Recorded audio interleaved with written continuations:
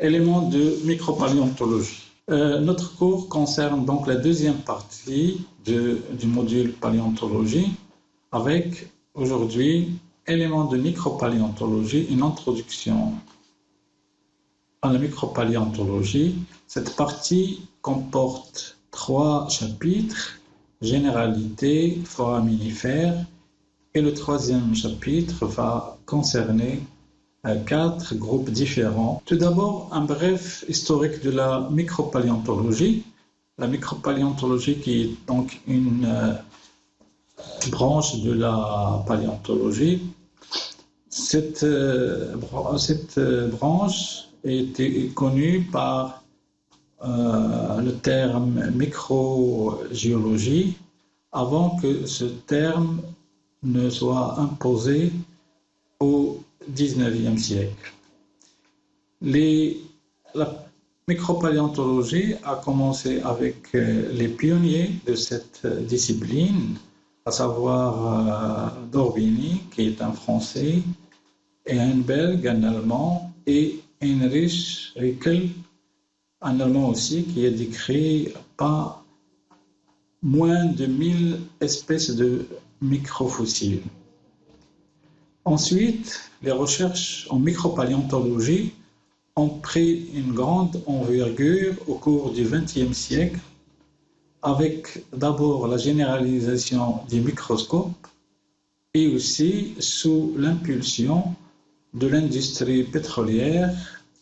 La micropaléontologie joue un rôle important en biostratigraphie qui est utile aux pétroliers. Pendant les années 60-80, la micropaléontologie a surtout s'est intéressée aux études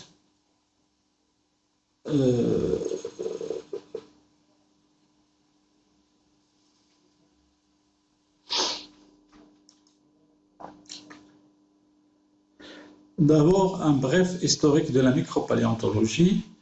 La paléontologie a été une discipline qui s'est développée avec les pionniers de cette discipline.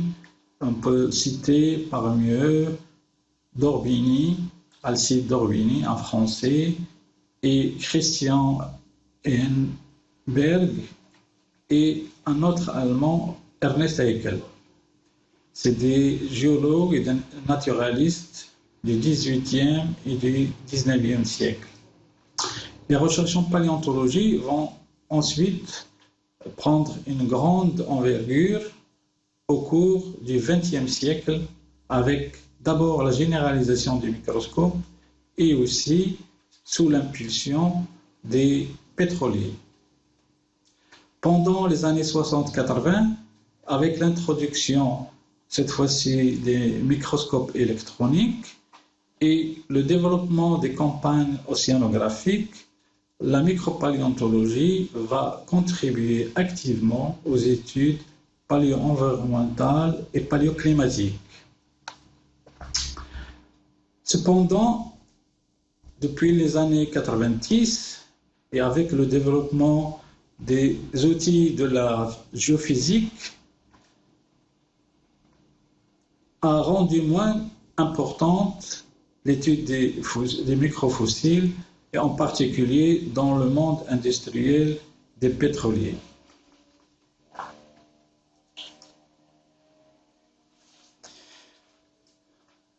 Une définition de la micropaléontologie et des microfossiles. La micropaléontologie est une branche, une division de la paléontologie de manière générale. La micropaléontologie s'intéresse à l'étude des fossiles microscopiques.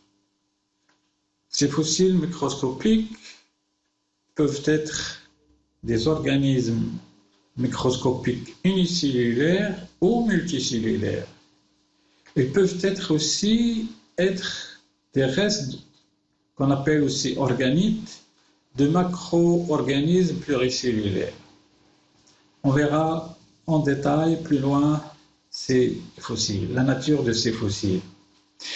La micropaléontologie est donc un ensemble de sous-disciplines traitant des groupes divers d'organismes qui n'ont en commun que le fait de n'être connus que par des restes fossilisés de petites dimensions.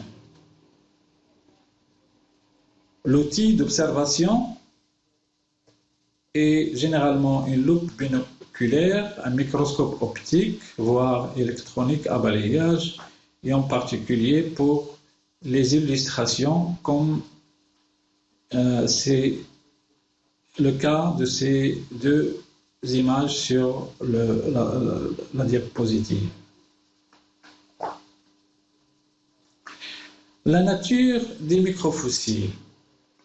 Par définition, la nature organique, minéralogique ou mixte de ces microfossiles est extrêmement variée. De ce fait, les approches et techniques d'analyse sont également variables d'un groupe à l'autre. Ces restes peuvent se classer de la façon suivante. Les microfossiles, qui ont une dimension comprise entre 0,05 mm et quelques millimètres, 2-3 mm en général, maximum. Les nanofossiles de dimension inférieure à 50 micromètres et les organismes aux fragments isolés de macrofossiles reconnaissables à leur forme ou au caractère de leur microstructure.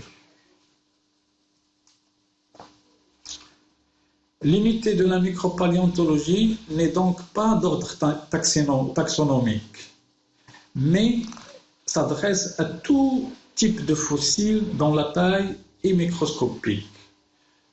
Tous les groupes sont concernés, pourvu qu'ils soient microscopiques. Parmi les groupes concernés par la micropaléontologie figurent les protozoaires, les métazoaires libres, des algues unicellulaires, des métaphytes, c'est-à-dire des végétaux supérieurs, et leurs organites. Des formes dont l'interprétation est incertaine et qu'on appelle des incerticides, et on va voir ceci en détail.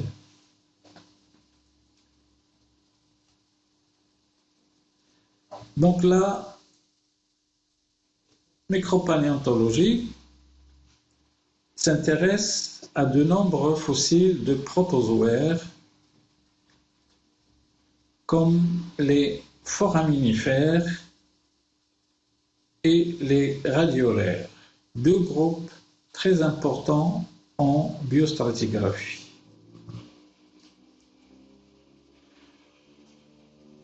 Parmi ces groupes, on peut citer aussi les métazoaires libres, comme les ostracodes, qui sont des crustacés microscopiques de quelques millimètres, de 0,5 à 1,5 mm en général, et qui ont donc une vie libre, et d'autres métazoaires, comme les métazoaires coloniaux, donc, comme les bryozoaires. La micropaléontologie s'intéresse aussi à des algues unicellulaires comme les diatomées, les dinoflagellés, les dasycladales et les coccolithophoracées. Donc les diatomées et les dinoflagellés sur les images. La micropaléontologie s'intéresse aussi à des métaphytes, c'est-à-dire à des végétaux, comme les charophytes, et à leurs organites, comme les gyrogonites de charophytes sur la l'image à gauche, et aussi sur les pollens, les spores et pollens qui font l'objet de la palynologie.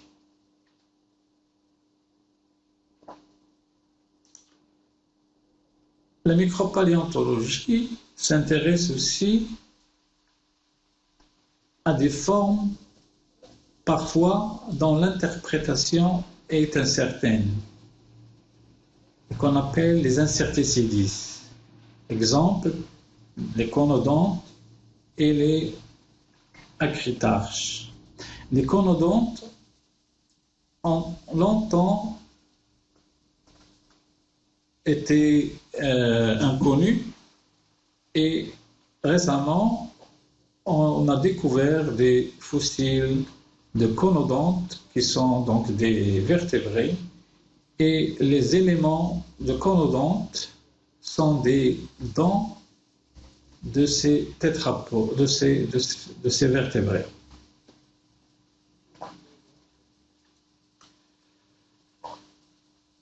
Domaine d'étude de la micropaléontologie. De manière grossière, on peut diviser les domaines d'étude de la micropaléontologie en 4 domaines. Les microfossiles calcaires, comme les foraminifères, les ostracodes, les microfossiles phosphatés, les conodontes et les ictiolithes. On a vu les conodontes qui sont donc des dents d'organismes vertébrés et les ictiolithes qui sont des fragments de poissons. Il peut s'agir d'écailles ou de dents de poissons, par exemple, ictiolithes. Des microfossiles siliceux qui ont donc un thé, une coquille siliceuse. Il s'agit, par exemple, des radiolaires, des diatomées et des spicules d'éponge. Et le 4e domaine d'étude, c'est les fossiles organiques, les microfossiles organiques, dont l'étude relève de la palynologie ou de la paléopalynologie. Exemple de microfossiles organiques, donc on peut citer les spores, les pollens, les chitinozoaires et les acritarches.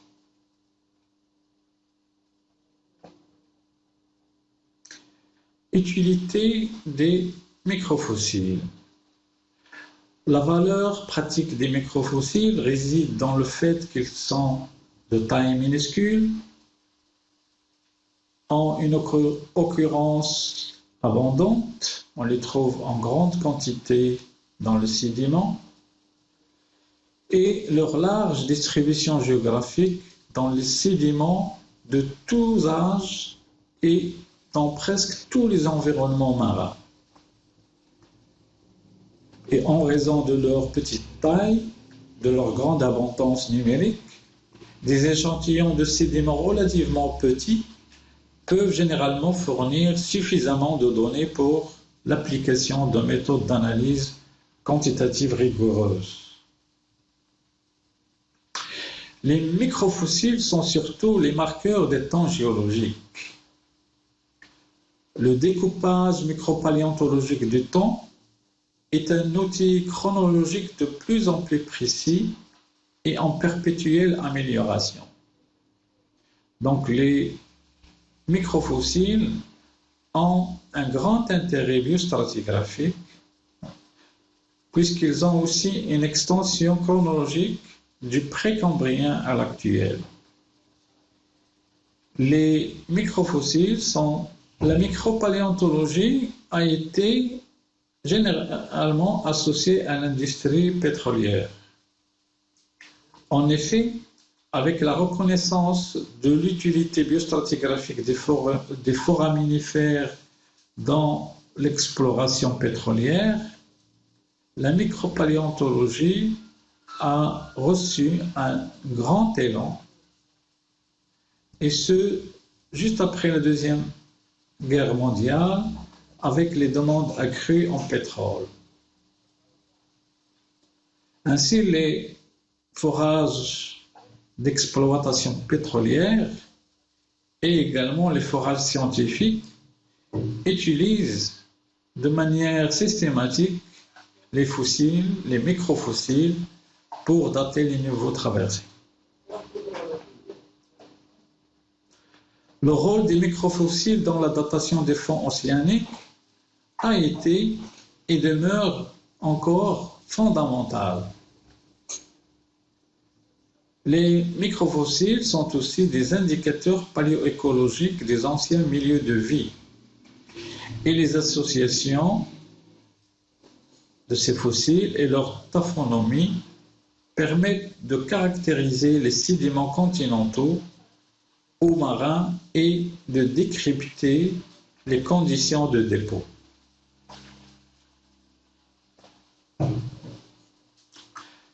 Les techniques d'étude de ces microfossiles vont dépendre de deux choses essentielles: la nature des sédiments et aussi de la nature des thés ou des coquilles de ces microfossiles. Pour étudier ces microfossiles, généralement on procède à l'élaboration de lames minces, et en particulier quand il s'agit de roches indurées, comme un calcaire par exemple.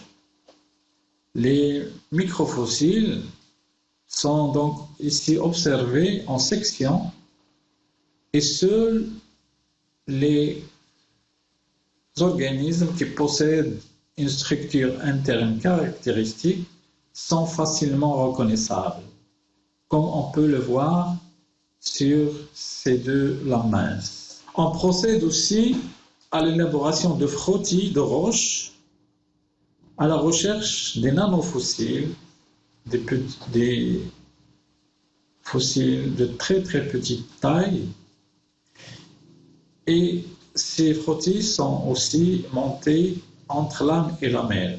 On procède aussi à des lavages à l'eau du robinet sur des tamis à mailles très fines quand le sédiment est tendre ou meuble, comme le cas des marnes par exemple. Le résidu de lavage récupéré est séché à l'étuve, puis trié à la loupe binoculaire.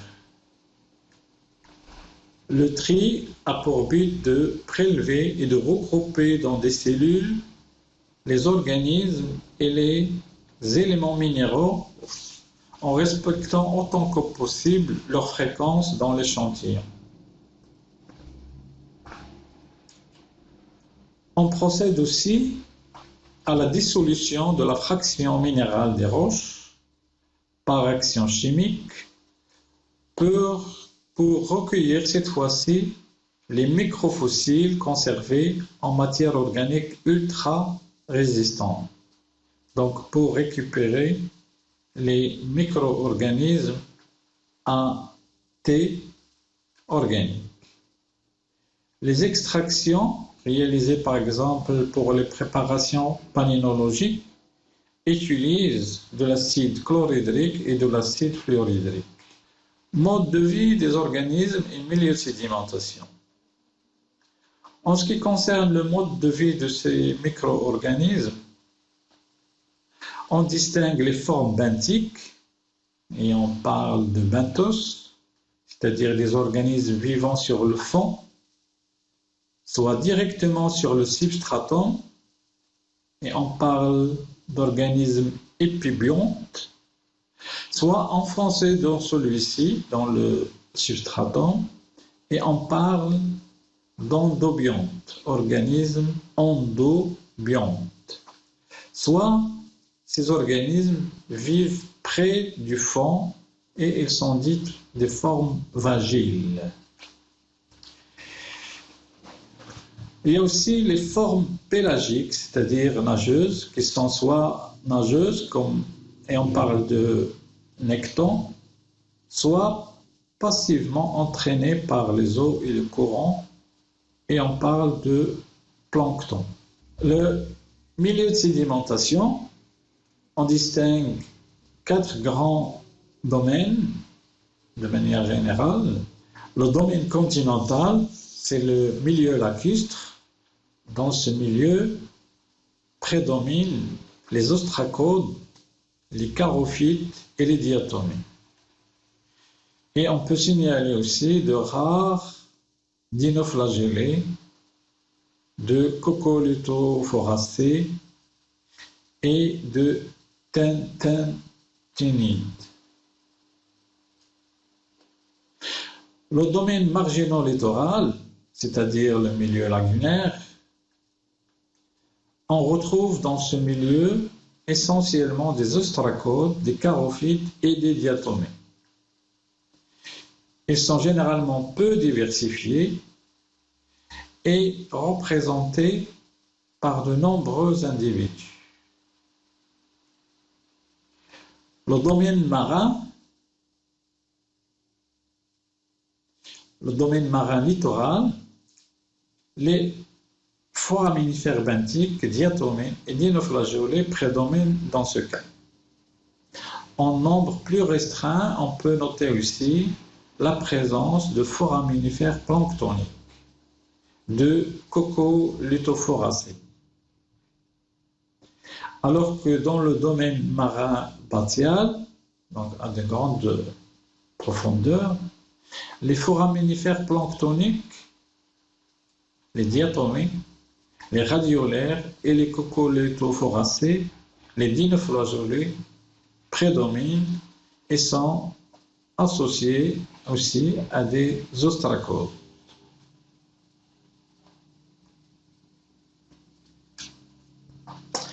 Les micro-organismes sont sensibles à d'autres facteurs outre que la profondeur.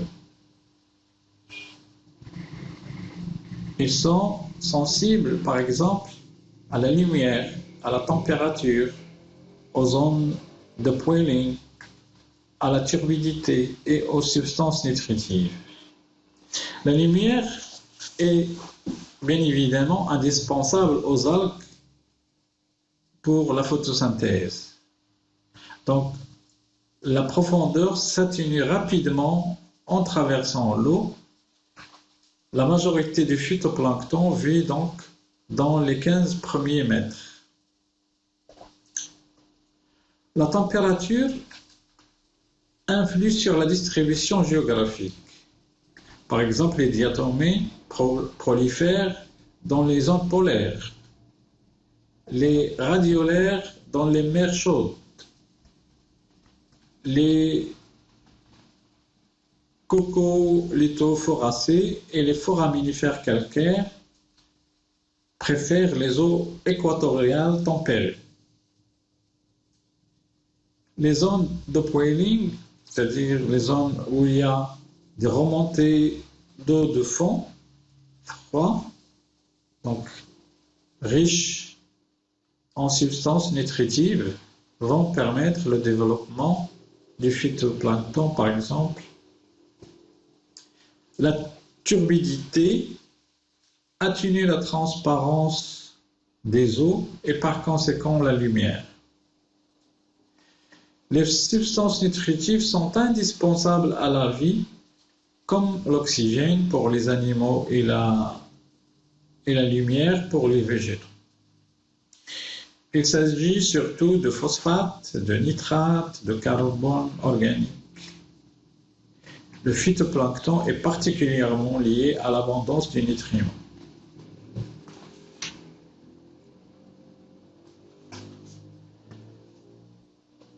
La sédimentation de ces microfossiles, donc dans les eaux peu profondes des plateformes continentales, l'activité benthique prédomine